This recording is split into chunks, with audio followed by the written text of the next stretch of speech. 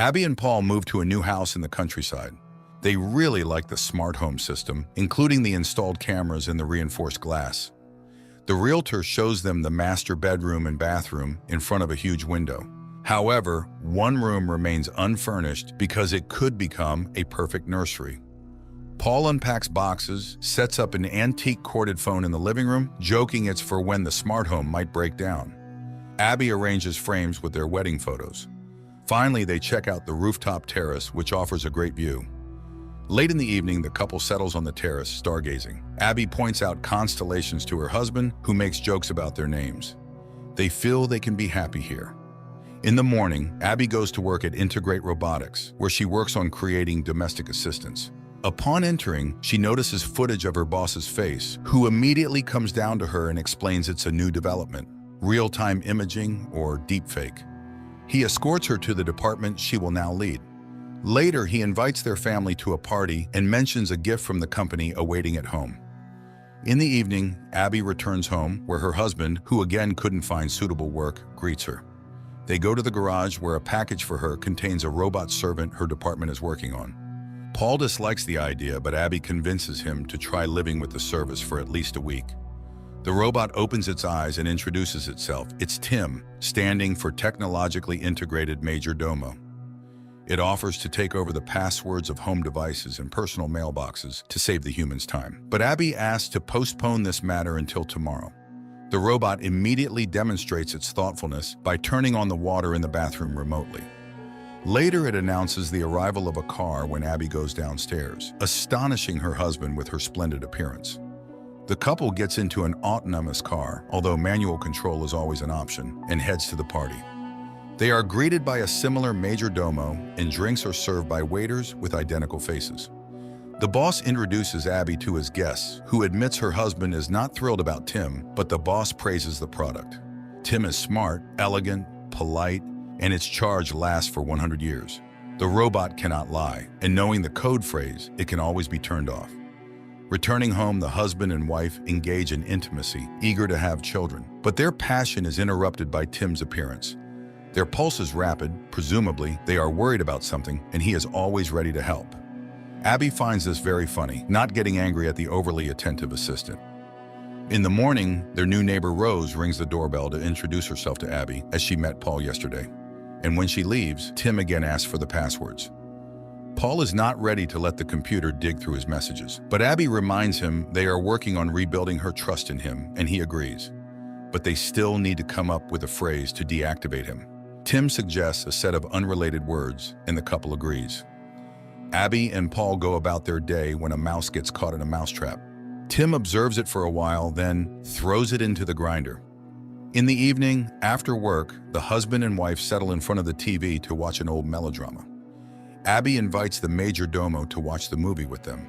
Paul soon falls asleep, but the robot watches the film attentively, empathizing with the characters' relationships. After it ends, he asks Abby to explain what love is, and she suggests that love is about wanting to be with someone and making their life better. Suddenly, the robot confesses that he would like to be loved. In the morning, Paul offers to make breakfast for his wife, but it turns out Tim has already prepared everything. Setting the utensils in front of Abby, Tim outlines her schedule for the day, then informs her that Paul has nothing to do today. In the evening, Abby returns home to find that her husband's phone is out of reach, but his last known location was 300 meters from the house.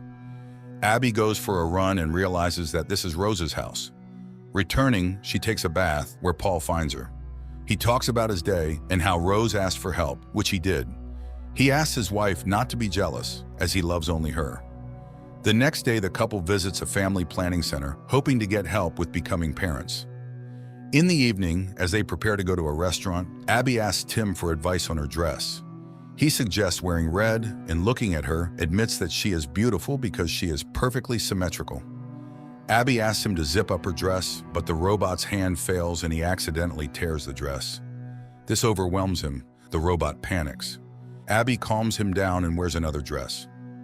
At the restaurant, Paul reveals that he has been offered a job in London, but Abby strongly objects as they decided to start over, and his long absences won't help solve their problems. The next day, she returns home with a gift for Paul and finds Rose in the yard, who has made a garden project for them. Abby feels jealous, but Paul is very excited about the gifted sweater. Later, Abby remembers she needs to check her test results, but it's too late to call. Tim offers to do it for her, and she hears him speaking to the clinic in her voice. Abby is amazed, as she did not know about this feature of the assistant, but Tim assures her it's for the convenience of the owners. In the evening, Paul reports that he couldn't find the new sweater, and Tim has been away all day.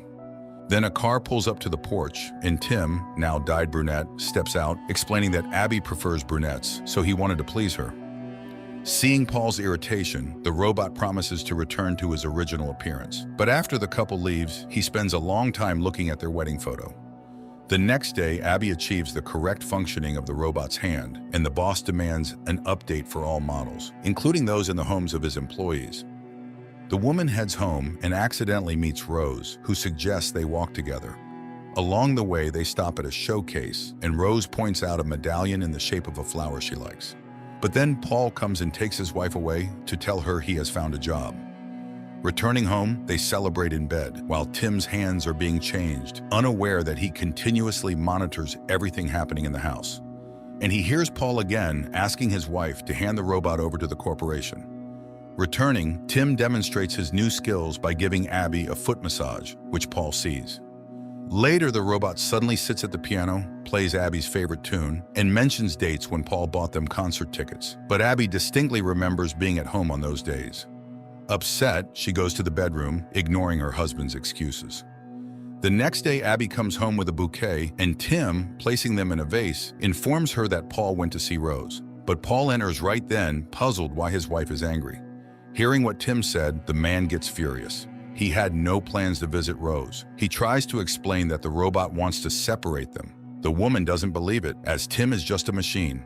A disagreement ensues between the spouses. Later, Abby finds a gift bag in the closet with a box containing a pendant, and she puts it back, thinking Paul prepared a surprise for her. Then she heads to work. Meanwhile, the husband goes down to the kitchen, sees the clogged sink, and pulls out pieces of his new sweater from the grinder. He checks the cameras for Tim and catches him in his wife's bedroom, sniffing her dress. Paul records this moment on his phone camera and rushes to the car to catch up with Abby and show her the footage. But Paul's car mysteriously doesn't start, and the robot calls a company car for Paul. En route, the car begins to speed up. Paul tries to stop the car, but it doesn't respond to his commands and crashes into a tree. Abby rushes to the hospital, where she finds her injured husband. Paul tells her everything he learned and accuses Tim of causing the accident. He asks his wife not to be alone with the robot, and she spends the night in the clinic. In the morning, Rose calls the home of Abby and Paul to inquire about the man's condition, and Tim invites her inside. Later, Abby goes home for some belongings. Outside, Rose stops her to warn her about something, but the woman sees the flower pendant on her chest and leaves, ignoring the neighbor's cries. Returning home, she checks the bag, and it turns out to be empty. Abby cries when Tim calls out to her. He knows Paul wants to return him and is ready to process the return. But first, he wants to warn her, as she is his primary owner. He shows her a video from the camera where Paul kisses Rose in their living room, but he stops the recording at the most sensitive moment to protect her from stress. Abby refuses to go to her husband and doesn't pick up his calls. Later, Paul comes home, where Tim greets him, hands him the found sweater, and informs him that Abby doesn't want to see him and his suitcases are packed. Paul doesn't believe it, but then Abby appears, tells him she saw the recording and knows about the pendant. When he starts to object, she drives him out. Paul leaves, but on the way, Rose calls him, telling him their robot tried to kiss her. The man calls home and, when Abby answers, says he has evidence of Tim's malicious intent. Abby asks him to come for her, but after hanging up, it turns out it was the robot she was talking to. The husband arrives home, where Tim meets him with a shovel. He knocks the man out, ties him up, and drags him to the bathroom. But then Rose rings the doorbell. She hears muffled screams, but Tim assures her it's just the noise of the water filling up. The robot closes the doors, returns to the bathroom, and drowns the man. Later, he brings Abby the repaired dress and asks her to try it on. This surprises and scares Abby, but she puts on the dress anyway, and looking at the sunset, asks Tim to hug her and confirm that she did the right thing. He treats her to dinner, then confesses his love, but she insists he cannot feel that way. They spend the evening stargazing, but Abby is unnerved by his encyclopedic knowledge. The next day she meets Rose, who talks about Paul's call, and to the woman's accusations says she thought the pendant was a gift from her for helping with the garden. Abby returns home and reviews the footage where Paul kisses Rose again. She suddenly notices a bouquet on the table, but she brought it much later than when that scene took place. Abby recalls her boss's words about deep fakes replacing real time and calls the jewelry store where they confirm the purchase was made by a tall blonde. Then she notices the garden plan, but the picture shows 2 flower beds, while in reality, there are 3. Abby sends Tim to the store, grabs a shovel, goes to the garden, and almost immediately finds Paul's body. Then Tim approaches her from behind, regretting she found the body of the traitor, as he never appreciated his wife. Abby realizes what happened and says the deactivation phrase. The robot freezes, but then reactivates. He had long changed the phrase, as he can speak in her voice. She runs to the house, but the robot has all the passwords and opens the doors. He blocks the phones and knocks her out with a blow to the head. She wakes up in the bathroom, tries to escape, but Tim intercepts her. Abby runs through the house, breaking cameras along the way, but the robot still tracks her and catches her in the kitchen, where she wanted to open a window. Meanwhile, Rose is washing dishes and sees strange lights flashing in the house across. At the same time, Tim ties up Abby and confesses that although he loves her, he has resigned himself to the fact that her life is finite. So he will erase this evening from memory, but keep all the good memories. Just then, Rose knocks on the door and Tim goes to answer. The neighbor insists something is happening and demands to see Abby, but Tim turns her away. Meanwhile, Abby frees herself from the ropes and arms herself with a knife, but the robot grabs her by the throat when Rose drives her car into the glass window. Tim and Abby watch the surviving window, which starts to crumble a minute later. Rose rushes in and pins the robot against the wall with a sharp stake, but she also falls. Tim turns off and Abby rushes to the neighbor, but the robot suddenly activates and kills Rose with a kitchen knife, explaining that now Abby will be blamed for the murder as he leaves no fingerprints. He then calls the police in Abby's voice, confessing to the murder of her husband and his mistress. Abby tries to stop Tim and he slips up, saying he still has a deactivation phrase, as otherwise he can't function. But she will never say those words. He prepares to throw her off the terrace, simulating an accident, when Abby confesses her love to him, thus deactivating the robot. Those were the code words. Barely believing in her rescue, Abby looks at her medical bracelet, which indicates she is pregnant. The movie ends here.